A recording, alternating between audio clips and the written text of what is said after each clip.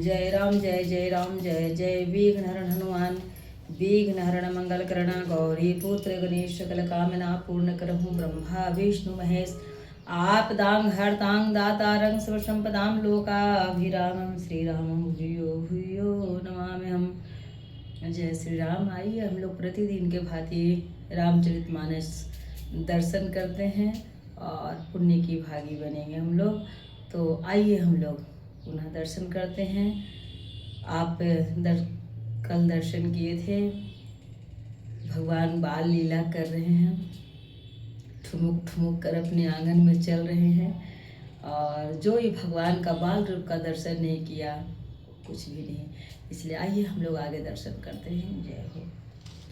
यह सब चरित कहा मैं गाई, आगिल कथा सुनहु मन लाई। विश्वामित्र महामुनि ज्ञानी, बसहि विपिन शुभ आश्रम जानी।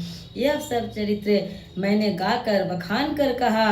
अब आगे की कथा मन लगाकर सुनो। ज्ञानी महामुनि विश्वामित्र जी वन में शुभ आश्रम पवित्र स्थान जानकर बसते थे।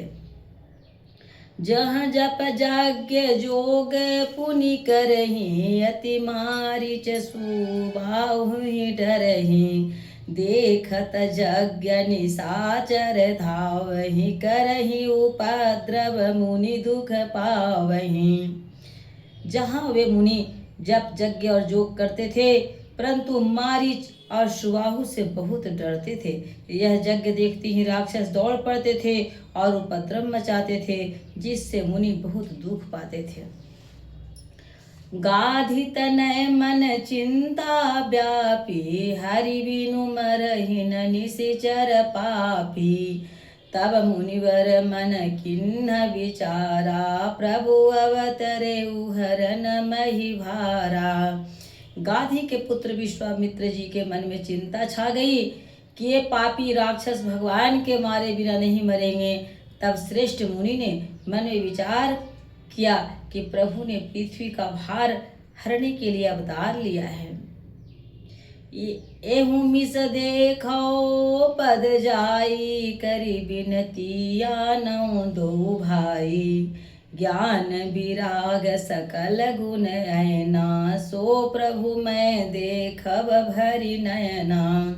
इसी बहाने जाकर मैं उनके चरणों का दर्शन करूं और विनती करके दोनों भाइयों को ले आऊं। आहा, जो ज्ञान वैराग्य और सब गुणों के धाम हैं, उन प्रभु को मैं नेत्र भर कर देखूंगा। ऐसा विश्वामित्र मुनि विचार कर रहे हैं। बहुविधि करत मनोरथ, जात लागी नहीं बार। करि मज्जन सरऊ जल, गए भूप दरबार।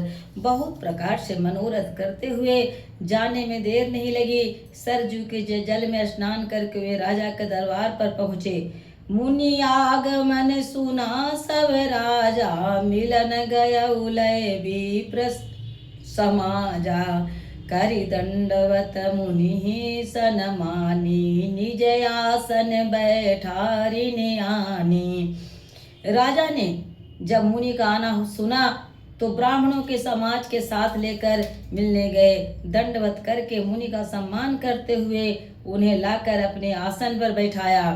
चरण पखारी किन्नयति पूजा, मो सुमो मम आजु धन्य नहीं दूजा।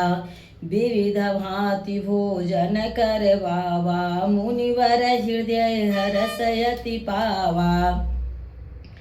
चरणों को धोकर बहुत पूजा की और कहा, मेरे समान धन्य है, मेरे समान धन्य आज दूसरा कोई नहीं है। फिर अनेक प्रकार के भोजन करवाए, जिससे श्रेष्ठ मुनि ने अपने हृदय में बहुत ही हर्ष प्राप्त किया। मुनि चरणन मेले सुतचारी, राम देखि मुनि देह विसारी।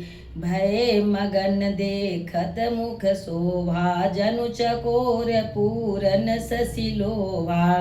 फिर राजा ने चारों पुत्रों को मुनि के चरणों पर डाल दिया, उससे प्रणाम कराया। श्री रामचंद्र जी को देखकर मुनि अपनी देह की शुद्धि भूल गई। वे श्री राम जी के मुख की शोभा देखते ही ऐसे मग्न हो गए, मानो चकोर पूर्ण चंद्रमा को देखकर लुभा गया हो। तब मन हरसि बचन कराऊ, मुनि अस कृपा किन्नउ काहू। केहि कारण आगवन तुम्हारा, कहु सो करतन लाभ उबारा।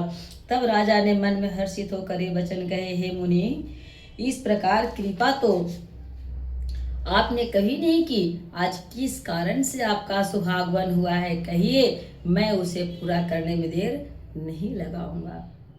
मुनि ने कहा, असुर समूह सतावहि मोहि, मैं याचन आयहु नृपतोहि। अनुज समेत देहु रघुराय, नाथा निशिचर बध मैं हो बसना था। मुनि ने कहा, हे राजन, राक्षसों के समूह मुझे बहुत सताते हैं, इसलिए मैं तुमसे कुछ मांगने आया हूँ। छोटे भाई सहित रघुनाथ जी को मुझे दे दो, राक्षसों को मारे जाने पर सनाथ सुरक्षित हो जाऊंगा। देहु भूप मन हर्षित, तजहु मोह अज्ञान। धर्म सुजस प्रभु तुमको, इन कह अति कल्याण। हे राजन, प्रसन्न मन से इनको दो, मोह और अज्ञान को छोड़ दो।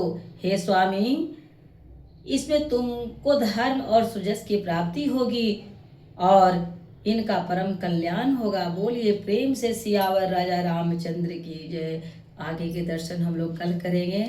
जय हो कृपा निधान।